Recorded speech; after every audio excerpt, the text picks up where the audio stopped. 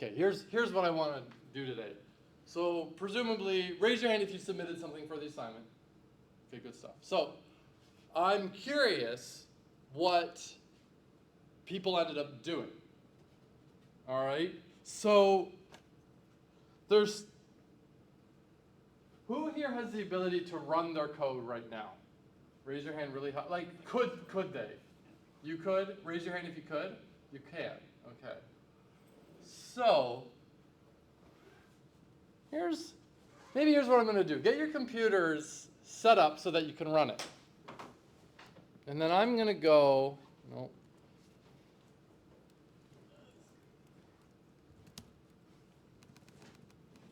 It's time to race. Not going to win this race? No.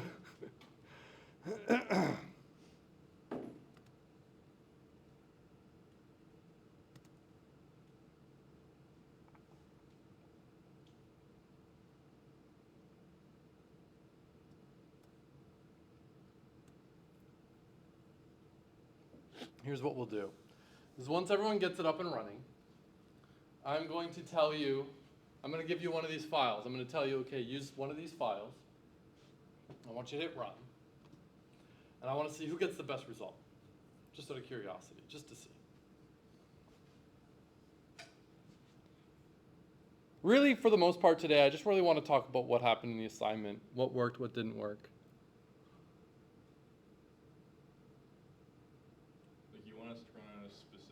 Yeah, I'll give you a specific one. Oh, here's the one I had to fix because of you. I'll just give you a minute to get everything up and running. Yeah, I'll give you a specific file. I'm going to tell you to run. And then when it's running, because presumably it might take a few minutes to run. I want to see, who can get the best result. And then when that's running, I want to just talk about some of the things people did to see if they made any changes and saw significant improvement with anything. But I'll give you a minute here until everyone's ready. Raise your hand if you're ready to go. 2 people? Is your hand 3 people? Okay, 4. Okay, we'll still wait a moment. You just need to, so for the assignment I did a few different situations of settings and whatnot. So you just have to find the one you want? Well, the last one I did wasn't the best one, so I'm just changing it to oh, yeah. what the best one actually was.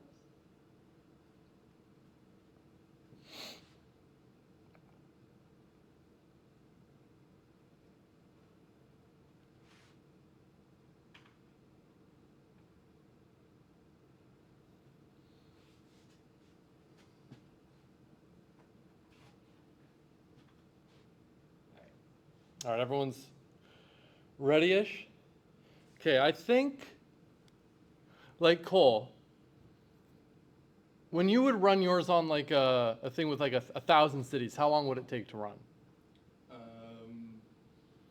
For 1,000, it would probably take 5 minutes. 5 minutes? Okay, let's go with something like that. Let's go with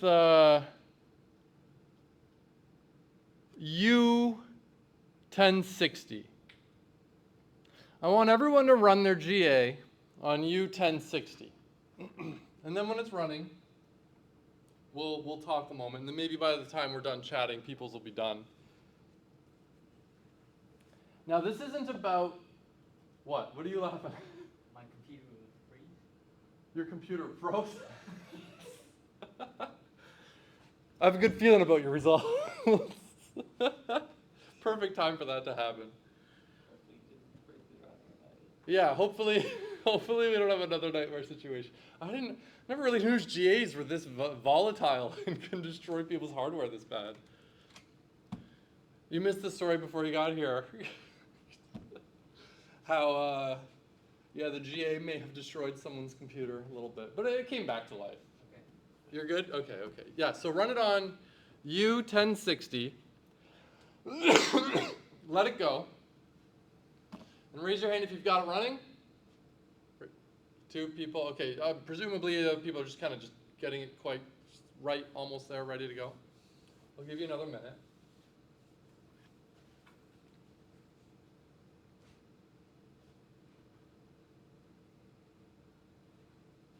And if anyone's watching the YouTube video right now, looking at you, you can run it too and see how you would do.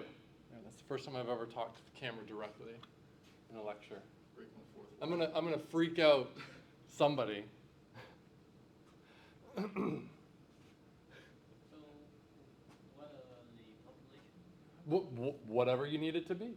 Your goal is not to get the result the fastest, it's to get the best result in a reasonable time. Now, if you get your result in 5 seconds and it beats them getting their results in 10 minutes, obviously that's better.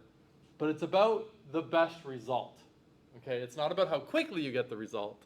It's about who can get the best.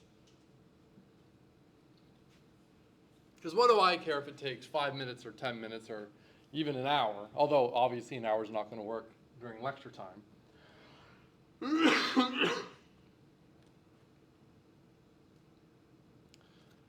Does anyone not have it running quite yet? You're about to hit run? Okay. All right, so you're running. Okay, cool. I didn't like code a good stopping condition for mine. I just run the set number of generations. I just pick a number of generations that I hope is reasonable. That's usually what I do. And then if I look at that curve, I just hope that it's converged. Otherwise, it's like, all right, let's do it again. And I'm always operating in like orders of magnitude. So if I let it run for 10,000 generations, next time if it didn't converge, I'll be like, all right, 10,000. Tried with a number as large as 1,000 cities, so I'm not sure like how the generation runtime scales. Yeah, okay, it could be funny. All right, so the first thing I want to ask is, look, there's only 5 of us here today, so we can chit chat. The first thing I want to ask is, so when you were running the assignment, did you just make your base GA, hit run a few times, get a result, see how you were doing? Then you went back and you're like, okay, let's start adding some enhancements and see if I can get better results, right? Is that kind of the strategy you took? The base GA, I didn't even give it any form of crossover because I was too lazy. Yeah, just you did too. So that wouldn't be a GA, but okay. I thought just having mutation was enough. No, because there is a type of evolutionary computation. Now, this is where, so evolutionary computation, it really is just a high-level framework. But there are some conditions that make it like, okay, the GA has to have your mutation and your crossover. But you're absolutely right, because why didn't you do the crossover? Because of permutation representation, you're like, screw that. That's hard, right? So, did anyone do an interesting enhancement modification that, it absolutely improved the results you got? Raise your hand and tell me what you did. I want to hear. I want to talk about this. Oh, it's too bright. There. So what did you do? So the first thing, this is like before the good one, but I made a crossover that works by alternating between the 2 chromosomes and picking an edge that is in one of them that isn't in the other one, and just adding it to a graph and building a graph that has alternating edges in each of them. Ooh. And that didn't work Oh. great. You change it so that instead of just picking a random edge, you pick the edge with the lowest weight. So you alternate best edge this one, best edge this one. So kind of like as a greedy crossover, that worked pretty well. Interesting.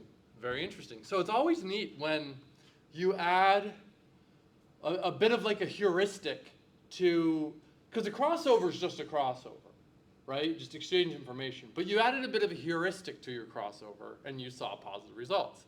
This would be an example of what people, maybe not in the purest definition, but people call these things mimetic algorithms, where you kind of incorporate 2 forms of search strategy into your search strategy, or at least more than one. So you've got your GA, but then you added a bit of heuristic, and it got you interesting results. Did anyone else do anything that they noticed really improve their results? I add the 2 alter exchange over Say that again, louder. 2 alter exchange. So for a crossover? No, just picking the generation. You just added it? So say it again, because I didn't hear it really well. 2 alter To alter? OPT. To opt. Yeah. Oh, okay. All right. So there you go. And did that really help your results? Yeah. There you go. So another heuristic you added to the search, and suddenly you're getting a much better result.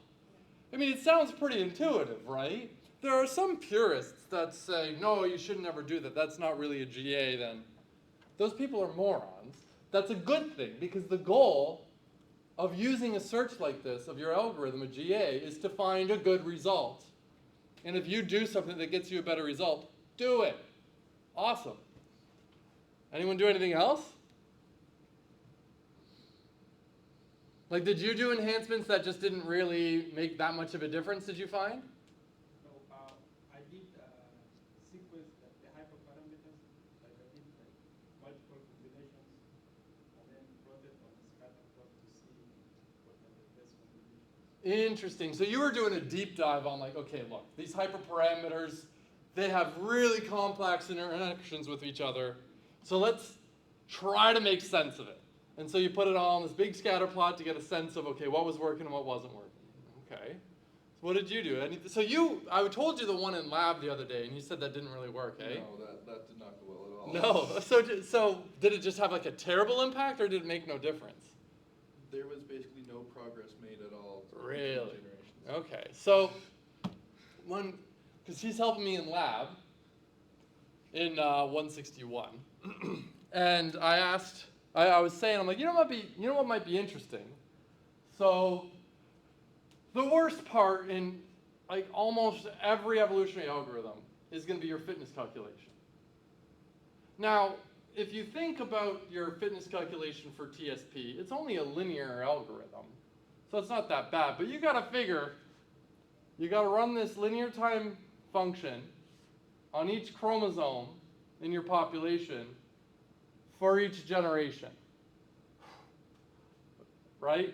So you might say, well, okay, but it's still only, n is the size of the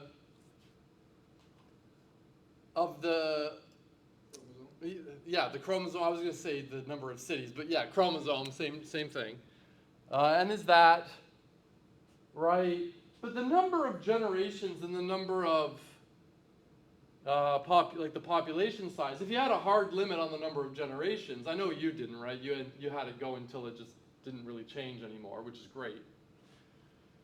But if you set hard limits, those are just constants. So really it's only, okay, fine, it's a linear time thing, constant. That's really not that bad. But now you're trying to really abuse like theoretical computer science, because okay, you might have 1,000 cities, but you have a population of 1,000 and a million generations, right? So you've got 1 billion times it's got to run. Sure, it's constant, but it dwarfs by several orders of magnitude, by 1 million times n.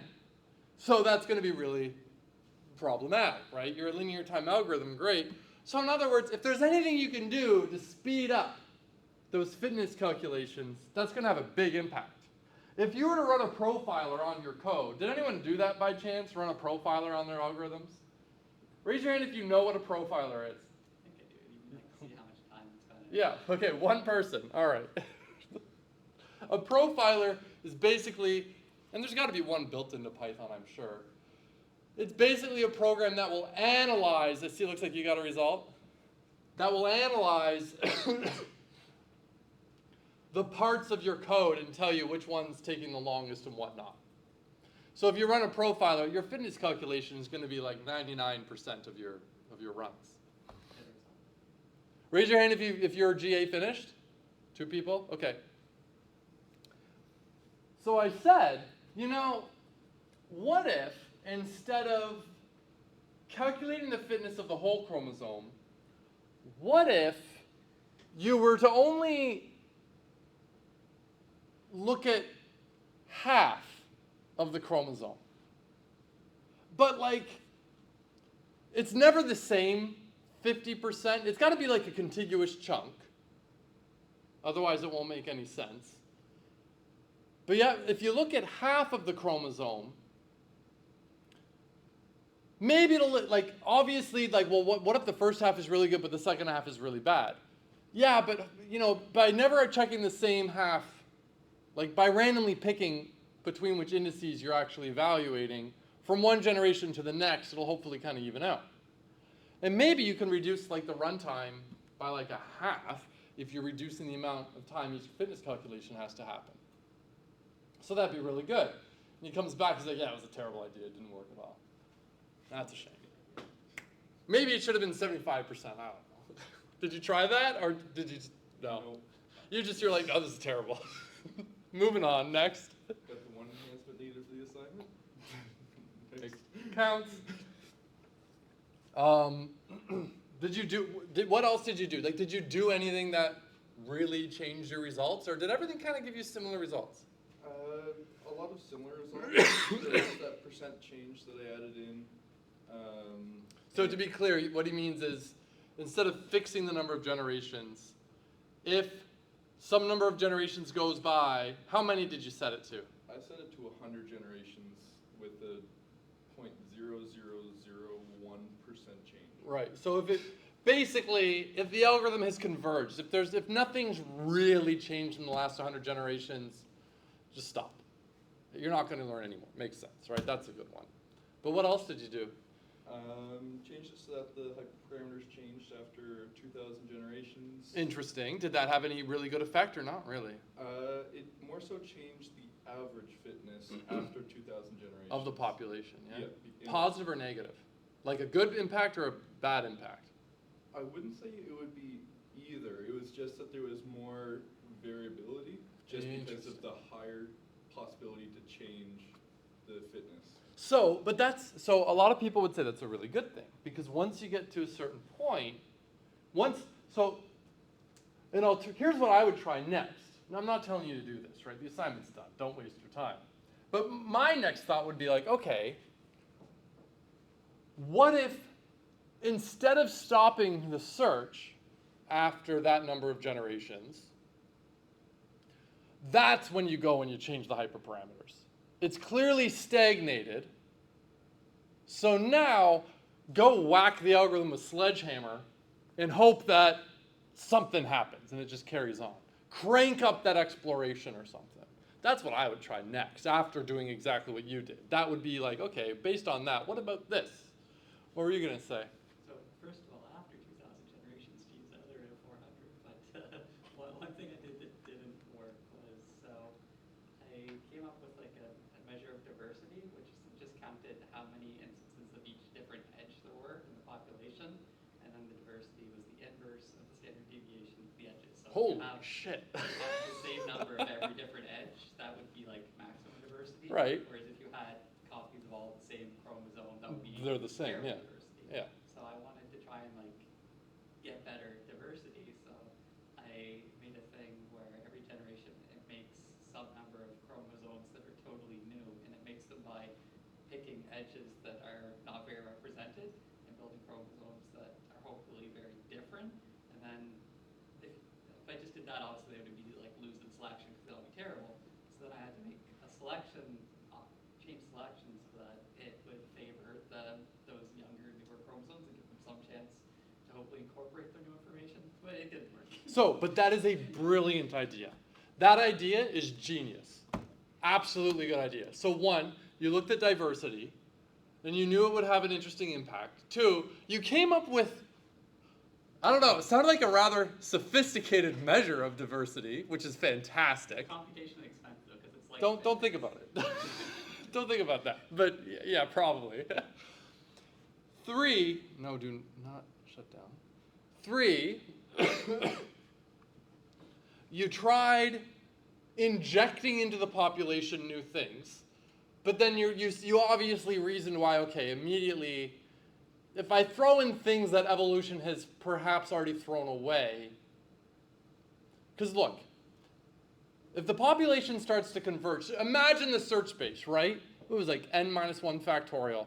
That's what you have. And if you came up with a clever way to eliminate the reverse, fine, n minus 1 factorial divided by 2. But I'm guessing no one came up with a representation that automatically, like intrinsically eliminated reverse orders. So if evolution, if it starts to converge, clearly the population is in a chunk of the search space where there are good solutions. And then think of how many, for every good solution, there's probably like a bajillion bad solutions, right?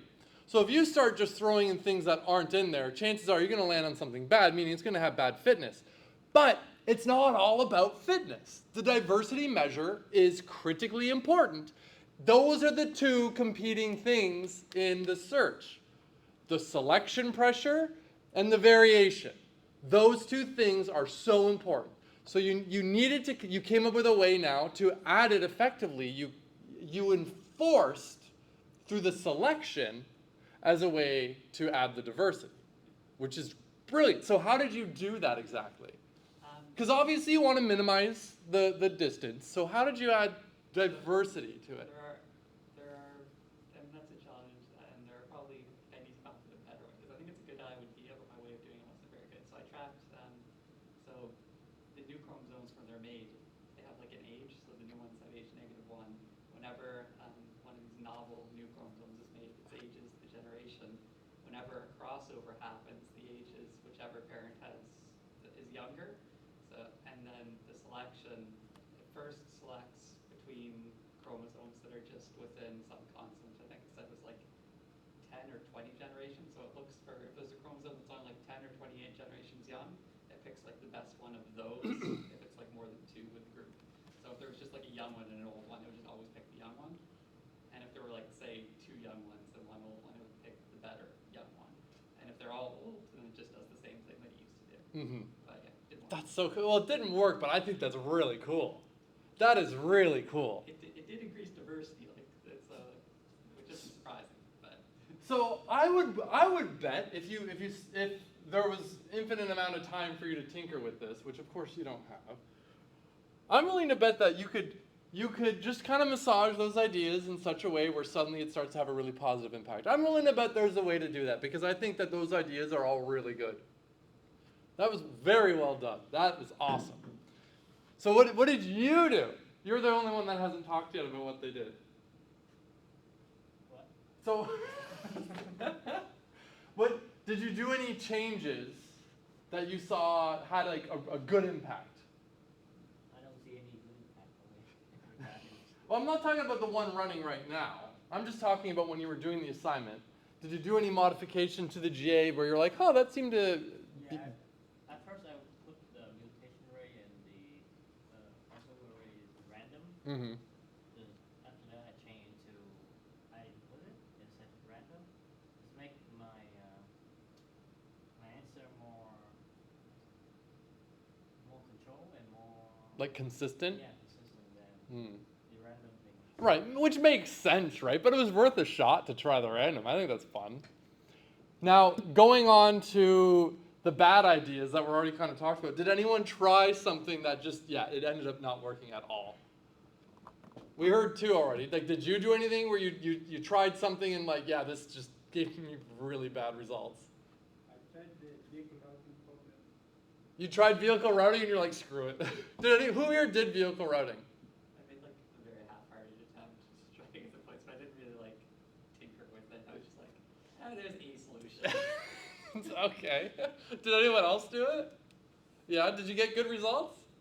I only tried some small data. You only tried a few, you're like, I did it, whatever. I'm not going to blame anyone.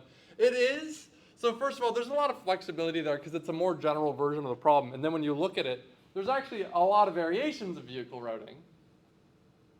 But I'm not going to blame anyone for not doing it because it's a tricky one.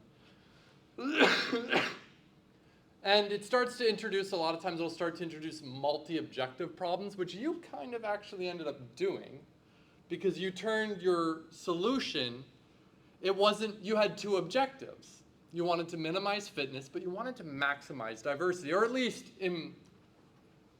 not lower diversity. Well, like in theory, I don't know. In theory, you would want there to be like local neighborhoods. You want to promote there being like more than just one local optimum being evolved. Ideally, you would have like multiple local optima being evolved. In theory. So here's something that people will do with GAs. In fact, I'd even argue, so elitism, there was a time where elitism was a new idea, right? But now, I don't know if you're ever going to find a GA that doesn't. Like, if anyone's using a GA for something in practice, they're all going to use elitism. There's another idea that it's not as popular as elitism. Elitism is basically standard now. But there's another very popular idea called the island model. Pardon me, I keep coughing. Lately, whenever I have these early classes, because I'm always in a rush in the morning, I'll take like I've had a really sore throat, so I took ibuprofen this morning and the pill got stuck in my throat. And it's been happening to me a lot lately where I get the pill stuck in my throat. It's killing me. That's why I'm coughing like crazy. Anyways, the island model, where what you do, and this kind of goes to what you were just saying, where what you do is, instead of having one population, you actually have several populations. Maybe instead of one population of 1,000, you have 4 populations of 250, or 5 populations of 200 or something. And you let them evolve independently from one another. But periodically, you allow migrations, where a chromosome from one population and another will change. So you just throw in, presumably, consider the search space. You got a big problem. Consider the search space. There's going to be a lot of good solutions. There's going to be a lot more bad solutions, but there's a lot of good solutions. And if you let these things evolve independently, chances are they might be at different local optimums in the search space, right? All populations are all probably going to be relatively good, but all populations are going to be all relatively good, but probably different, right? Considering how vast the search space is. So now I have a way to inject diversity into a population where that new chromosome is also probably good. So that's the island model now. And people like the island model because it makes it a little bit more parallel. People will, if I've got multiple cores, I could run each population on an individual core. Now, if you're running it on Python, don't waste your time fighting with the global interpreter law. Never mind. Did everyone implement it in Python? Because I gave you a Python implementation? Raise your hand if you would not have implemented it in Python had I not given you a working GA in Python. No, everyone would have done it in Python? All right, cool. All right. I wonder, do you think he would have? Because he did it in Python. He's not here today. But I know he was asking me about C++. And I was like, look, do what you want. Yeah, I'm not sure. I don't think he would have, because we're also using Python for machine learning. Okay, yeah. But, Pardon? Sure. That's why I wound up using Python exclusive for the machine learning course. So it wasn't because I gave you a working implementation. That was just a happy accident. It worked out nicely. Yeah. Python machine learning, yeah, makes sense. What do you learn in the machine learning course? Import scikit-learn. You learn. You're good to go. You know machine learning now. All right, cool. Raise your hand if your GA is done. Yours is still running? Still running? Do you have a sense of how much longer it'll run? It's going to be a while? All right, we'll give you a few more minutes. We're running out of time, though.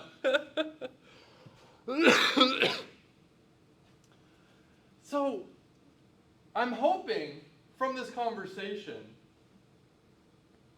you get a sense of, look, do what you want. There's no try things. Look, you're going to try things and they don't work out. Because that's usually what happens. I'm going to give you a quick lesson, right? Okay, I'm a professor, right? I'm a researcher. So my job is, part of my job is teaching, right?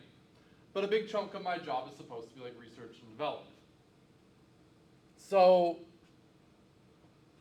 and of course, one of the ultimate goals is I want to make some big scientific discovery, right? So I become famous and people will remember me forever. That's one of the ultimate goals, right?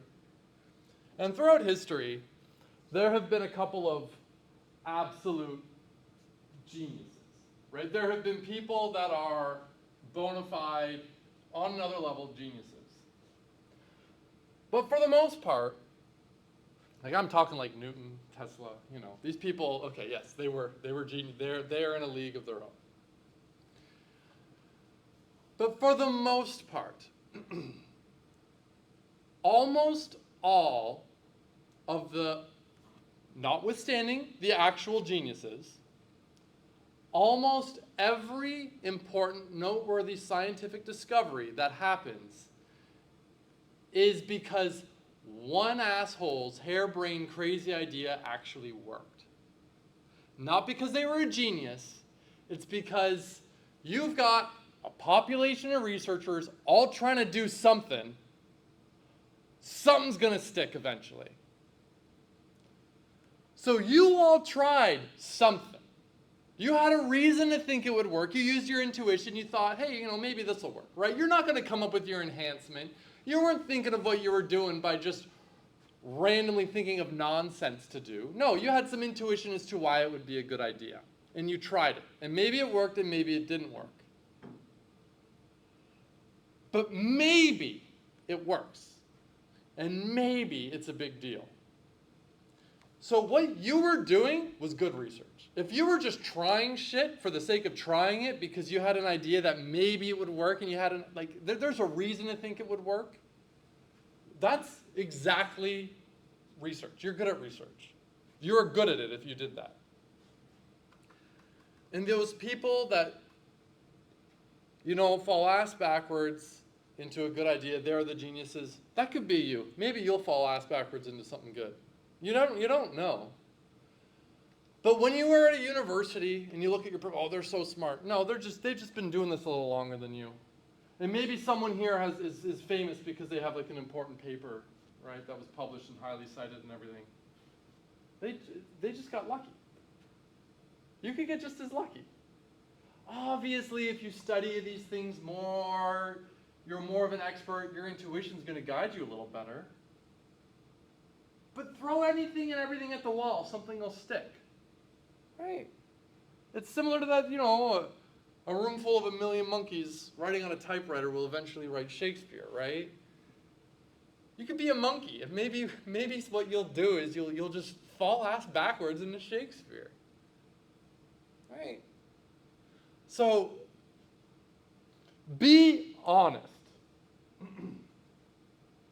Raise your hand if you kind of had fun doing the GA. One person? BS. You were trying all these crazy things. You had fun with it. If you didn't have fun with it, you wouldn't have come up with your diversity metric, then suddenly thinking that you need to come up with a good way to add this to selection. No, you were having fun.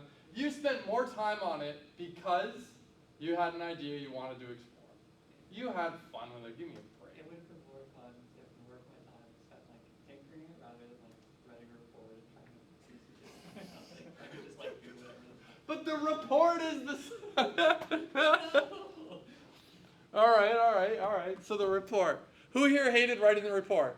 Yeah, me too. I got bad news for you though. Now remember, you didn't have to write the report. You're just the nerds that are I gotta get those points.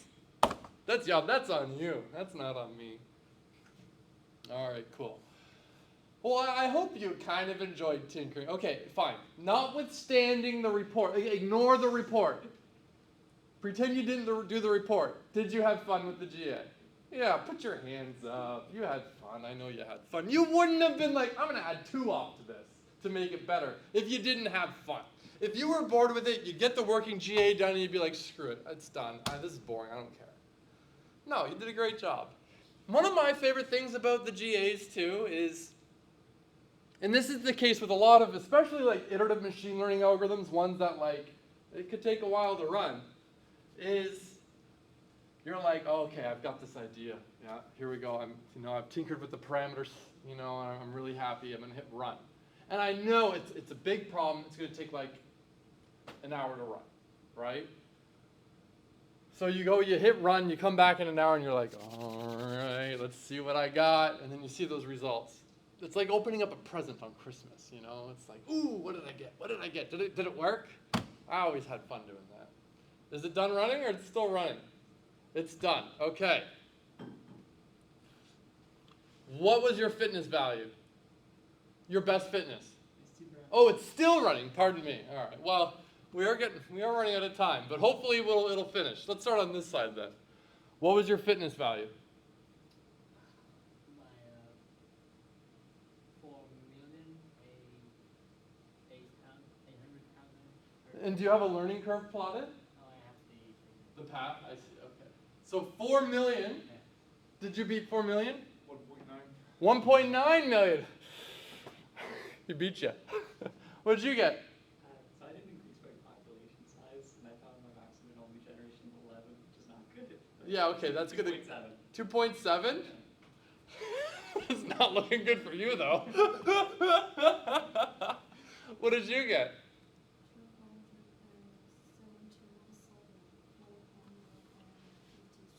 271,453. It's okay, so someone's winning so far. You have obliterated the next best, and we're waiting on you. So you got 200,000 something. Did you? Let's look up with these ones. What was it? U 1060? Yep.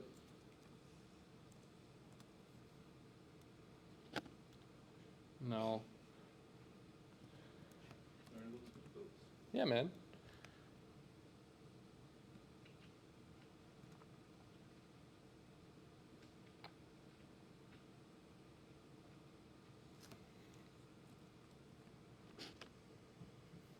Oof.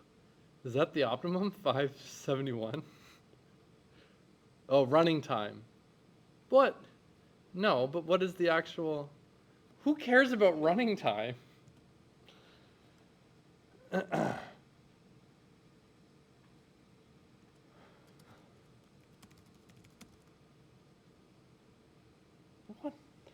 All right, fine.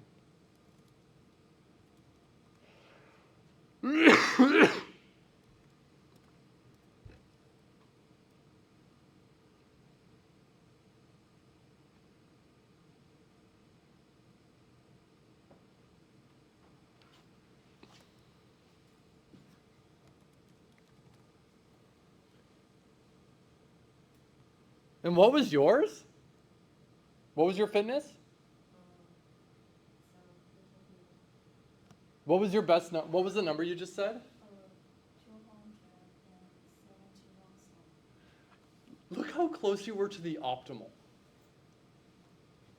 You did very well. Now, you totally cheated by doing 2-opt because, yeah, 2-opt is pretty good. But no, it was good. It was really good, right?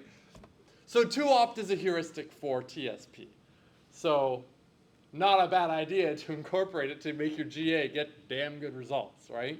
But in practice, you should do something like that, right? If you have a heuristic for it that's known to be good, and then throw a GA in there, hopefully you get something better. Yeah. Holy shit, well done. Very well done. Holy moly. Cool. I'd say let's do another one, but I don't think we're going to finish it if we keep going. Was there any last comments, remarks about the assignment? No, I got to put the next assignment up. Where are we in the course content here real quick? So when is the final project? That's a good question. So I have to come up with, so the problem is, typically what I would say is, so I'm not allowed to have anything due in the exam period. That's against the rules. But what I've done in the past is I set the due date to the last day of the semester, right? Otherwise it's late. But I accept lates for a week with no penalty, right? So you can't submit, you're not supposed to submit it late, but well, you know, it is what it is. But if we're gonna do that thing this year where, okay, raise your hand if you think you want to work in a group on the final project. One person? Okay, because that'll change how much time we need. Because if I do that thing where instead of doing a report for the final project, you do like another lecture about, you basically walk us through what your report would contain. And just say, okay, well, here was the idea, here's what I thought, here's what happened, you know.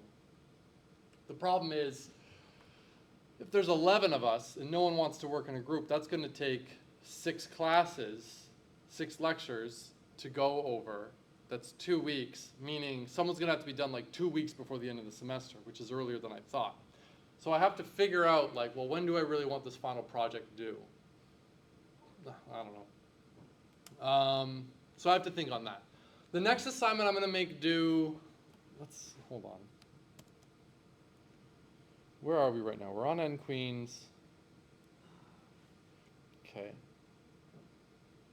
The next one will be on GP. It'll probably be due like 3 weeks from now. I don't know. Don't quote me. I have to think about it. And then maybe I'll have the final project due before the very end of the semester, but have the last assignment due at the end of the semester or something. But I don't know. I have to kind of come up with a plan like that because of the change I want to do this year. We'll see how it goes. Yeah. Other questions or anything? No, but what is the due date for the picking topic? For picking a topic for the final project? I don't have that yet. I have to come up with that. There is a due date for picking a topic for your lecture, which is Wednesday, I think I made it. Tomorrow. So if you haven't, send me an email. I think I've only had 2 people so far. You're one of them. I saw the email I got on the weekend. I didn't read it yet, though. But I trust it's in there. Cool. Is it still going? All right. Well, unfortunately, I think we've run out of time. But maybe, I don't know, if you let it keep, you're probably going to stop it. But if you do let it keep running, tell us next time what you got. But it better not be the best answer, because if it is, I'm going to be suspicious. All right. Any last questions or anything? All right, cool. Stop here.